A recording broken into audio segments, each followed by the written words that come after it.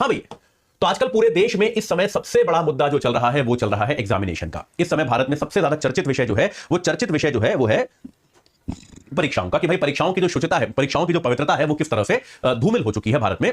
NEET में हमने देखा, मतलब मैं तो अब बहुत बार कल भी मैंने अपने एक सेशन में खुल के कहा था कि मेरा तो व्यक्तिगत तौर पे ये मानना है कि नीट एग्जाम को रद्द कर दिया जाना चाहिए और दोबारा कराना चाहिए। हो गया यार, गलत हुआ है, इसमें कोई डाउट नहीं है, इसको लेकर अड़ना नहीं चाहिए। ठीक है, मतलब हो गई गलती, आपसे जो भी आपके जिम्मेदार अधिकारी हो उसको आप दंडित करें, जो भी है, पर गलती हो जाए और उसके बाद उसको छुपाते रहना वो उचित नहीं है। भाई कई जगहों से ऐसी रिपोर्ट आ गई है कि पेपर लीक हो चुका था, तो यार फिर तो ये मतलब पूरा एग्जाम ही कॉम्प्रोमाइज हो गया ना, फिर क्या बचा इस एग्जाम में, तो आपको इसे रद्द कर देना चाहिए। खैर वो एक दूसरा मामला है। अभी क्या हुआ कि याद रखिएगा 6 फरवरी को भारत की संसद ने एक कानून पास किया था जिसमें नकल या फिर परीक्षाओं, जो लोक परीक्षा होती है, पब्लिक एग्जामिनेशन, उनको कराने में अगर गड़बड़ी होती है तो किस तरह की कार्रवाई की जा सकती है, इसके बारे में एक कानून पारित किया गया था। ठीक है, तो केंद्र सरकार ने, याद रखिए यह पास हुआ था 6 फरवरी को, लेकिन केंद्र सरकार ने अभी तक इसको नोटिफाई नहीं किया था। देखिए, संसद के पास होते ही कोई कानून नहीं बन जाता। संसद से पास हुआ, राष्ट्रपति महोदय ने अपनी अनुमति दी, अपना अप्रूवल दिया, अपनी स्वीकृति दी, उसके बाद भी कानून नहीं बनता। कानून बन जाता है लेकिन लागू नहीं होता। लागू तब होता है जब केंद्र सरकार उसको गैजेट में नोटिफाई करती है कि भैया आज के दिन से यह कानून लागू है। क्योंकि कानून को लागू करने के लिए तो आपको व्यवस्था बनानी पड़ेगी। अब जैसे इस कानून के अंतर्गत शिकायतें दर्ज हो सकती हैं, एफआईआर दर्ज हो सकती है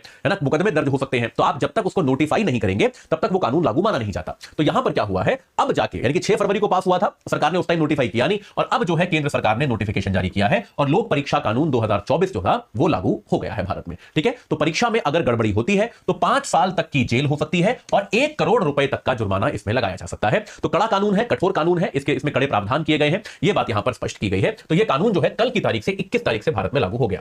इसमें क्या क्या अपराध माने गए हैं इस कानून में, यह कानून पूछा जा सकता है, तो इसके बारे में ढंग से पढ़ लीजिए। पेपर या उत्तर माला को लीक करना, भाई ऑब्वियस सी बात है, पेपर लीक करना या फिर उसके आंसर की लीक कर देना, यह अपने आप में अपराध है।